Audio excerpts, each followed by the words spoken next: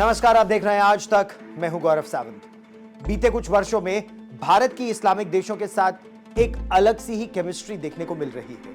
कई इस्लामिक देश जो एक समय पाकिस्तान के कट्टर दोस्त हुआ करते थे, भारत के खिलाफ लगातार बोलते थे, आज भारत के साथ कंधे से कंधा मिलाकर खड़े हैं। और इन सब का सबसे बड़ा उदाहरण देखने को मिल रहा है यूएई यानी यूनाइटेड अरब एमिरेट्स में। कश्मीर में, जम्मू और कश्मीर में यूएई एक बहुत बड़ा निवेश करने जा रहा है। दरअसल यूएई की कंपनी एमार कश्मीर में बड़े इंफ्रास्ट्रक्चर के निर्माण को लेकर निवेश की तैयारी में है। और जैसे ही यूएई की तरफ से यह ऐलान किया गया, पाकिस्तान को काटो तो खून नहीं, पाकिस्तान के पेट में दर्द एक बार फिर शुरू हो गया। एक तरफ जम्मू और कश्मीर की जो आवाम है, वहां के जो नागरिक हैं, उन्हें पाकिस्तान पिछले 7 दशकों से ज्यादा से भटका रहा था, भारत विरोधी एजेंडा चला रहा था धर्म के नाम पर। और अब यूएई ने जब भारत का साथ दिया, जब भारत ने अनुच्छेद 370 हटाकर एक नए कश्मीर की बात की, तो पाकिस्तान ही नहीं, पाकिस्तान परस्त जो लोग हैं, उनके पेट में भी दर्द शुरू हो गया है। कश्मीर को लेकर पाकिस्तान के सबसे अजीज दोस्तों में से एक यूएई अब भारत के साथ खड़ा हो गया है। आपको बताएं तो बीते कुछ सालों में पीएम मोदी की नीति और रणनीति के मुरीद बड़े बड़े मुस्लिम देश हो गए हैं। जो मुस्लिम देश कभी पाकिस्तान का साथ देते हुए भारत के खिलाफ न केवल बयान देते थे, बल्कि खुले तौर पर वो पाकिस्तान का समर्थन भी करते थे। लेकिन अब समय बदल गया है। कई मुस्लिम देशों के साथ भारत के रिश्तों में बड़े बदलाव देखे जा रहे हैं। बता दें कि कश्मीर को लेकर यूएई ने जैसे ही भारत के समर्थन में बड़ा ऐलान किया, पाकिस्तान में हड़कंप मच गया। कश्मीरी जनता को पहला फुसलाकर उसको विकास से दूर रखने वाले पाकिस्तानी नेताओं ने इसे धोखा करार दिया है। दरअसल जम्मू कश्मीर में संयुक्त अरब अमीरात की कंपनी एमार बड़ा निवेश करने जा रही है। इसको लेकर कश्मीरियों के नाम पर एजेंडा चलाने वालों का कहना है कि इस्लामिक देश ने इस निवेश के जरिए संदेश दिया है कि वो कश्मीर के लोगों की परवाह नहीं करता है। और यूएई ने भारत के साथ बेहतर आर्थिक और राजनयिक संबंध बनाने के लिए मुस्लिमों को अपना समर्थन देना बंद कर दिया है। यूएई के सबसे बड़े real estate developer Emaar Srinagar में $6 करोड़ के निवेश से एक शॉपिंग मॉल और एक ऑफिस कॉम्प्लेक्स बना रही है। यूएई की कंपनी के इस निवेश से कश्मीर में लगभग 7,000 से 8,000 नौकरियां पैदा होंगी। बड़ी बात यह है कि जम्मू कश्मीर के गवर्नर मनोज सिन्हा ने ही इसकी आधारशिला रखी। पिछले महीने ही इस प्रोजेक्ट की आधारशिला रखने के दौरान मनोज सिन्हा ने उस दिन को ऐतिहासिक दिन बताया था। कश्मीर कैंपेनर ब्रिटेन के फहीम कयामी ने कहा है कि भारत ने खाड़ी देशों में बड़ी पैठ बना ली है।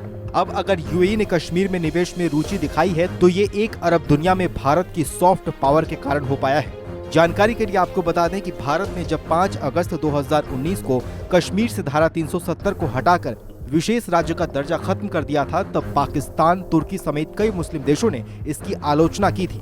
लेकिन यूएई ने इसे लेकर भारत की आलोचना तक नहीं की। इसके कुछ ही दिनों के बाद 24 अगस्त 2019 को यूएई की सरकार ने प्रधानमंत्री नरेंद्र मोदी को देश के सर्वोच्च नागरिक पुरस्कार अवार्ड ऑफ द जायद से सम्मानित किया। ऐसे में यूएई का कश्मीर में निवेश को भारत के लिए बड़ी सफलता के रूप में देखा जा रहा है। यूक्रेन की उप विदेश मंत्री इस समय भारत के दौरे पर है और ऐसे में उन्होंने भारत के सामने एक ऐसी इच्छा जाहिर की जिससे भारत के सामने एक नया संकट पैदा हो गया है। दरअसल यूक्रेन की उप विदेश मंत्री ने भारत से गुहार लगाई कि सितंबर में नई दिल्ली में जो G20 का समिट होने वाला है, जो शिखर वार्ता होने वाली है, भारत इस वर्ष G20 का अध्यक्ष है, तो यूक्रेन ने गुजारिश ये की है कि यूक्रेन के राष्ट्रपति वोलोदिमीर ज़ेलेंस्की को भी इसका निमंत्रण दिया जाए ताकि वो भी यहां आए और बोल सके। माना यह जा रहा है कि इस G20 समिट में रूस के राष्ट्रपति व्लादिमीर पुतिन हिस्सा ले सकते हैं और ऐसे में अगर देश की राजधानी दिल्ली में रूस के राष्ट्रपति होंगे, तो क्या यूक्रेन के राष्ट्रपति ज़ेलेंस्की से उनका आमना सामना हो सकता है? इसका अंदाजा फिलहाल तो नहीं लगाया जा सकता, लेकिन एक बात और तय है, चीन ने कोशिश की, चीन हार गया। इससे पहले तुर्की ने कोशिश की थी, वो भी सफल नहीं हो पाया। कई देशों ने कोशिश की, लेकिन अब दुनिया की निगाहें भारत और भारत के प्रधानमंत्री नरेंद्र मोदी पर टिकी हुई है, क्योंकि कई पश्चिमी देश साफ तौर पर यह कह रहे हैं कि अगर रूस के राष्ट्रपति पुतिन किसी का सम्मान करते हैं, किसी की बात मानते हैं, तो वो है प्रधानमंत्री नरेंद्र मोदी। यूक्रेन की उप विदेश मंत्री इमेने दजपोरोवा ने अचानक भारत आने का प्लान बनाया तो इस बात की चर्चा शुरू हो गई कि आखिर दजपोरोवा के अचानक भारत आने की वजह क्या है। आपको बताएं तो यूक्रेन की उप विदेश मंत्री ने अपने भारत दौरे के दौरान कुछ ऐसी बातें कही जिससे कि भारत के सामने एक नई मुसीबत खड़ी हो गई है। दरअसल अपने भारत दौरे के दौरान उप विदेश मंत्री ने भारत से ये गुहार लगाई है कि भारत में होने वाले G20 शिखर सम्मेलन में यूक्रेन के राष्ट्रपति व्लादिमीर जेलेंस्की को भी न्योता दिया जाए। आपको बताएं तो आने वाले 8 और 9 सितंबर को नई दिल्ली में होने वाले G20 शिखर सम्मेलन में हिस्सा लेने के लिए रूस के राष्ट्रपति व्लादिमीर पुतिन समेत दुनिया के कई बड़े देशों के नेता आने वाले हैं। ऐसे में यूक्रेन चाहता है कि दिल्ली में बड़े बड़े देशों के नेताओं के सामने पुतिन और जेलेंस्की का आमना सामना हो। यूक्रेन की इस मांग से भारत के सामने एक नई मुसीबत पैदा हो गई है। यूक्रेनी मंत्री चाहती हैं कि भारत ठीक उसी तरह से जेलेंस्की को न्योता दे जिस तरीके से इंडोनेशिया के बाली में आयोजित पिछले G20 शिखर सम्मेलन में यूक्रेनी राष्ट्रपति को बुलाया गया था। भारत ने अभी यूक्रेन की इस मांग पर कोई आश्वासन नहीं दिया है। उधर आपको बताएं तो भारत नहीं चाहता है कि G20 शिखर सम्मेलन और उसकी अध्यक्षता पर यूक्रेन युद्ध का कोई भी असर पड़े। यूक्रेनी मंत्री ने भारत को अपने प्रस्ताव पर साथ लाने के लिए पीएम मोदी के उस बयान का भी जिक्र किया जिसमें उन्होंने पुतिन से कहा था कि ये युद्ध का समय नहीं है।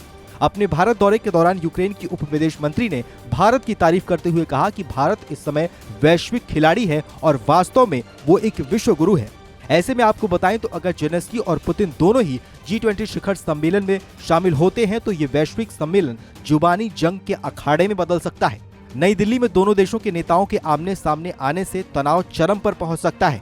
इन सब के बीच भारत फंस सकता है जिसके पश्चिमी देशों और रूस दोनों के साथ ही करीबी संबंध हैं। आपको बताएं तो भारत मौजूदा वक्त में रूस से बड़ी मात्रा में कच्चे तेल समेत अन्य चीजों का व्यापार कर रहा है और आने वाले समय में दोनों देशों के बीच ये व्यापार और ज्यादा बढ़ने वाला है। ऐसे में अगर भारत यूक्रेन को G20 समिट में शामिल होने को लेकर न्योता देता है तो भारत रूस समेत भारत के पश्चिमी देशों के साथ रिश्ते भी और खराब हो सकते हैं।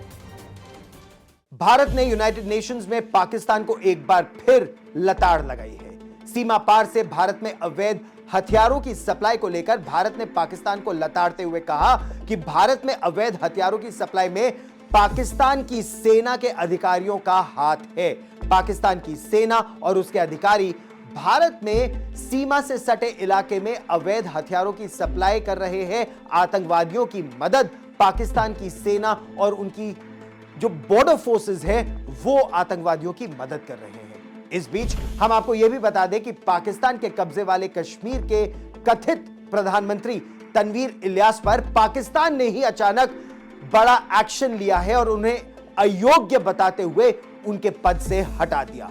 तनवीर इलियास वही व्यक्ति है जिन्होंने पाक अधिकृत जम्मू और कश्मीर में एक सभा के दौरान शहबाज शरीफ को मंच पर ही टोकते हुए पाकिस्तान की सेना और सरकार की कश्मीर में यानी पाकिस्तान सरकार की बर्बरता का पाक अधिकृत कश्मीर में खुलासा किया था। भारत ने फिर एक बार पाकिस्तान को दुनिया के बड़े बड़े देशों के सामने लताड़ लगाई है। दरअसल यूनाइटेड नेशंस में भारत ने पाकिस्तान और पाकिस्तानी सेना को लेकर कहा कि भारत के सीमावर्ती इलाकों में अवैध हथियारों की सप्लाई में पाकिस्तान और वहां की सेना मदद कर रही है। हालांकि भारत ने इस दौरान पाकिस्तान का नाम नहीं लिया लेकिन इशारा साफ था। अंतर्राष्ट्रीय शांति और सुरक्षा के लिए खतरों को लेकर चर्चा के दौरान भारत ने कहा कि हम सीमा पार से ड्रोन का इस्तेमाल कर अवैध हथियारों की आपूर्ति की गंभीर चुनौतियों का सामना कर रहे हैं। भारत ने साफ कर दिया कि ये सब पड़ोसी देश के अधिकारियों की मदद के बिना मुमकिन नहीं है। उधर पाकिस्तान अधिकृत कश्मीर को लेकर भी पाकिस्तान ने अचानक बड़ा फैसला लिया है। पीओके के कथित प्रधानमंत्री सरदार तनवीर इलियास को हाईकोर्ट की फुल बेंच ने मंगलवार को विधानसभा का सदस्य होने के लिए अयोग्य घोषित कर दिया। आपको बताएं तो तनवीर इलियास वही व्यक्ति हैं जिन्होंने पाकिस्तान के प्रधानमंत्री शहबाज शरीफ की मंच पर ही बड़ी बेइज्जती कर दी थी। अब से कुछ महीने पहले ही पीओके में एक कार्यक्रम के दौरान शहबाज शरीफ भाषण दे रहे थे, लेकिन शहबाज शरीफ के द्वारा कश्मीरियों के बलिदान का जिक्र नहीं करने पर कश्मीर के प्रधानमंत्री ने शहबाज शरीफ को टोकना शुरू कर दिया।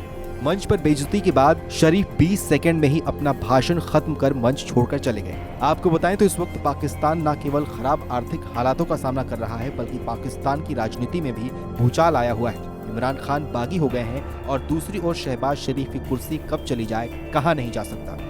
पाकिस्तान में इस समय स्थिति बद से बदतर होती जा रही है। रमजान के पाक महीने में पाकिस्तान की आवाम यह कह रही है कि उन्हें रोजा खोलने के लिए कभी शरबत पीना पड़ रहा है, कभी नमक से रोजा खोला जा रहा है क्योंकि खाना नहीं मिल पा रहा है। दूध 155 रुपए प्रति लीटर है, चावल 222 रुपए प्रति किलो है, आटा 170 रुपए प्रति किलो है। दरअसल ये आंकड़े पाकिस्तान के हैं जहां महंगाई की मार लोगों की अब जान ले रही है। पाकिस्तान के कई इलाकों से आटे की लूट की वजह से दर्जनों लोगों की जान जा चुकी है, सैकड़ों लोग भूखे मर रहे हैं।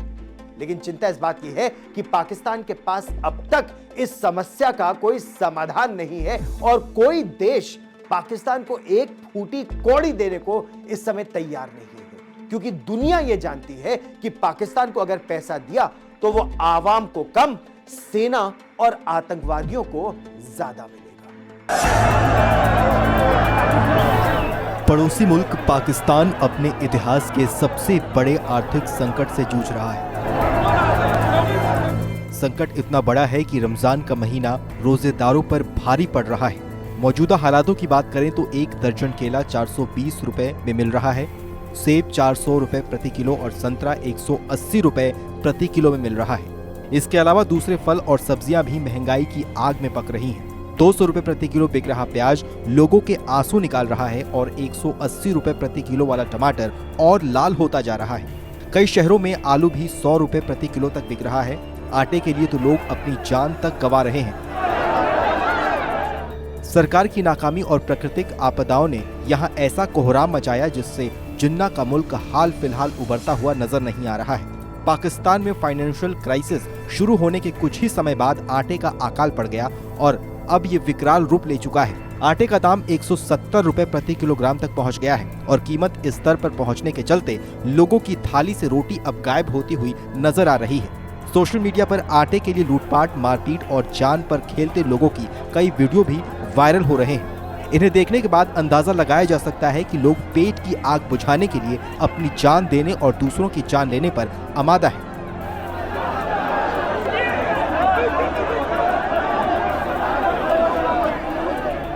बीते 2 सप्ताह में देश के अलग अलग राज्यों में मुफ्त आटा पाने के चक्कर में हुई झड़पों में करीब 2 दर्जन से ज्यादा लोग जान गंवा चुके हैं। महंगाई का अब जरा ये आंकड़ा भी आप देख लीजिए। दूध 154 रुपए 84 पैसे प्रति लीटर, ब्रेड 500 ग्राम का पैकेट 108 रुपए 50 पैसे, चावल 221 रुपए 58 पैसे प्रति किलोग्राम, आटा 170 रुपए प्रति किलो, अंडा 258 रुपए में 12 पीस, चिकन 559 रुपए से लेकर 832 रुपए प्रति किलो। पाकिस्तान में महंगाई दर 35% से ऊपर पहुंच गई है और सरकार का खजाना लगभग खाली हो चुका है। ऐसी स्थिति में शहबाज शरीफ सरकार सामानों का आयात कर पाने में भी नाकाम है और उसे पर्याप्त मदद भी कहीं से नहीं मिल पा रही है। पाकिस्तानी करेंसी की वैल्यू लगातार गिरती जा रही है और पाकिस्तान रुपी हर दिन नया निचला स्तर छूकर रिकॉर्ड बना रही है। फिलहाल अमेरिकी डॉलर के मुकाबले ये 288 रुपए के स्तर पर पहुंच चुका है। हमारी इस खास पेशकश में फिलहाल इतना ही। हमारा ये वीडियो आपको कैसा लगा? आपकी इस पर कोई राय है तो आप कमेंट बॉक्स में जाइए और हमें अपनी राय जरूर दीजिए। और देश और दुनिया की ताजा खबरों के लिए देखते रहिए आज तक और सब्सक्राइब कीजिए आज तक।